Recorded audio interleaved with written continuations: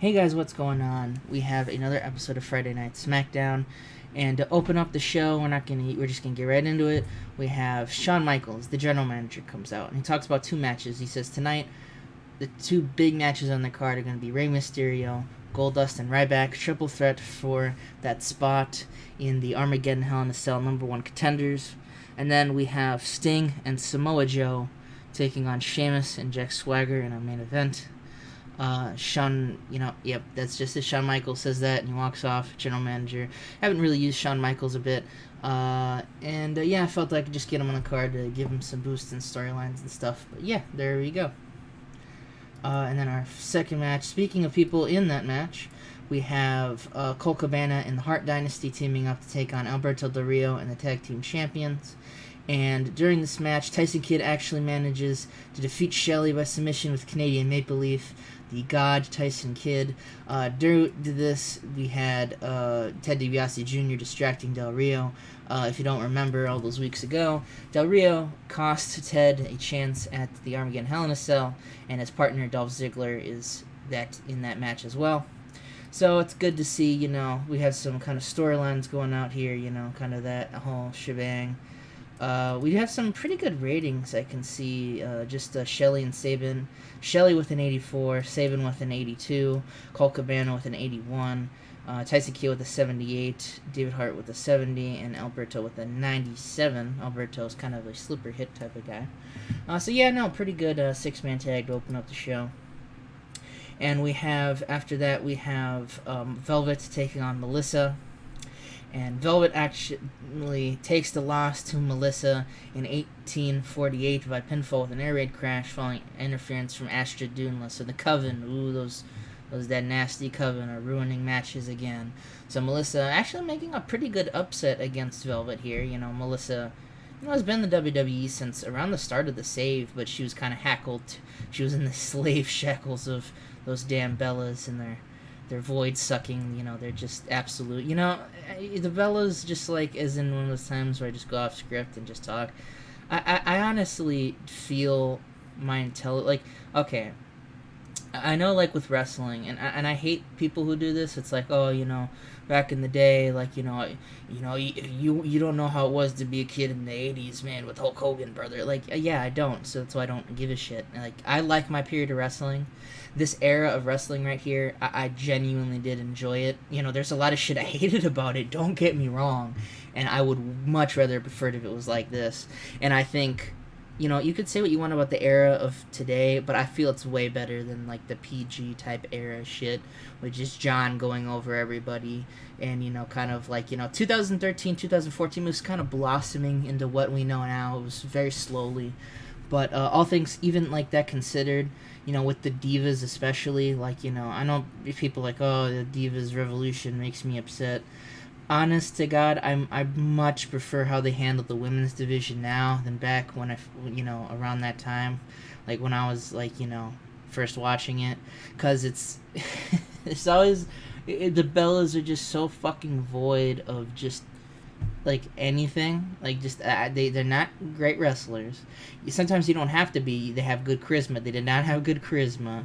That fucking feud they had where I think was it Nikki said Brie wanted to die in the womb.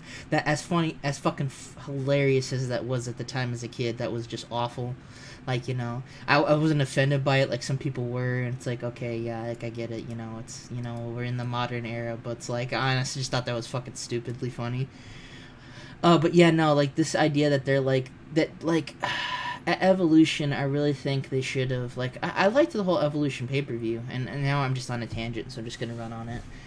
At the pay-per-view, I think Ronda Rousey should have fought, there's a couple people, I think maybe if they brought Sasha in, I understood the whole Lita thing, that was, a thing, but I wasn't too into that, the whole Trish and everything, that just kind of, it just didn't work out too great. But I really think that would have been...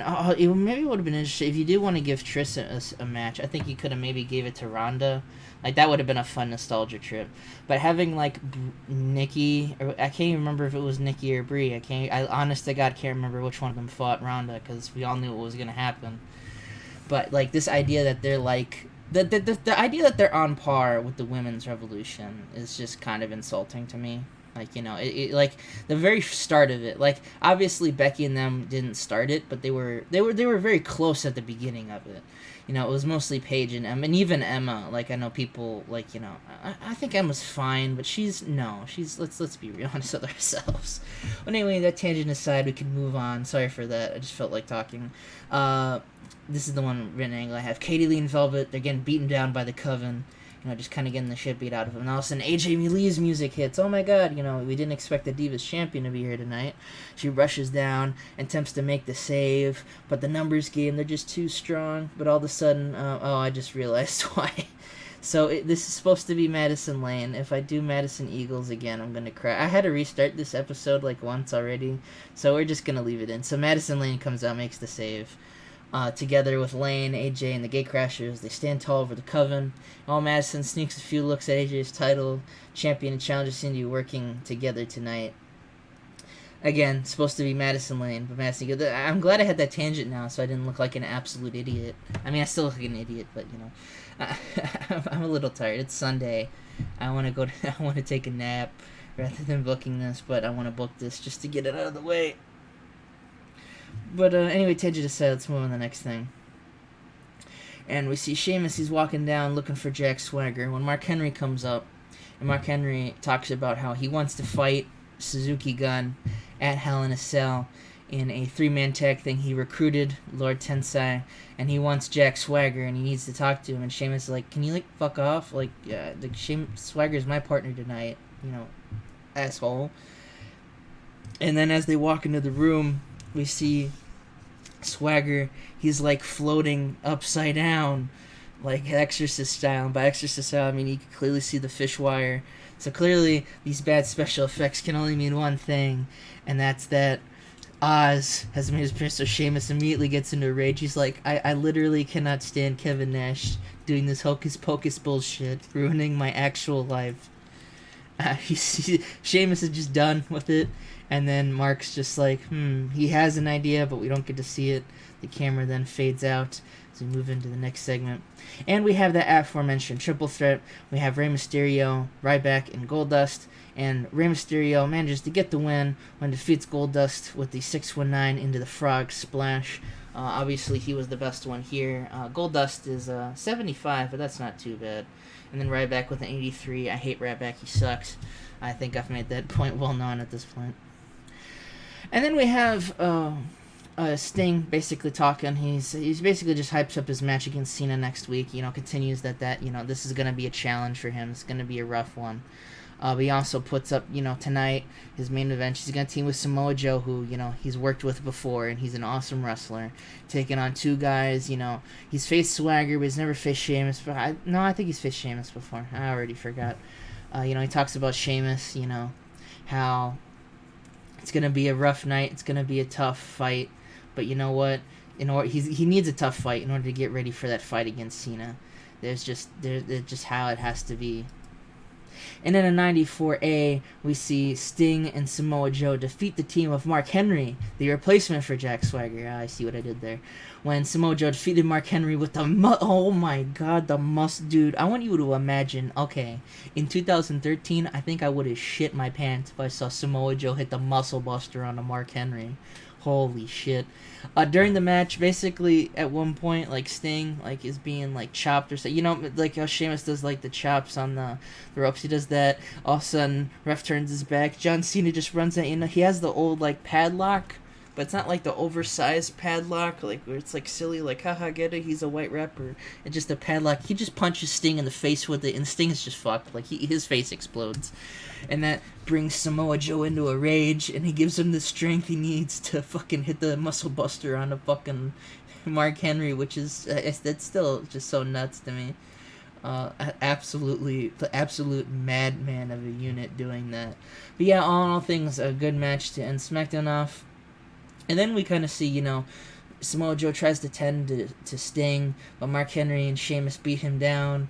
And John Cena just kind of fucks out. He's like, yeah, okay, all right, I'm about to head out.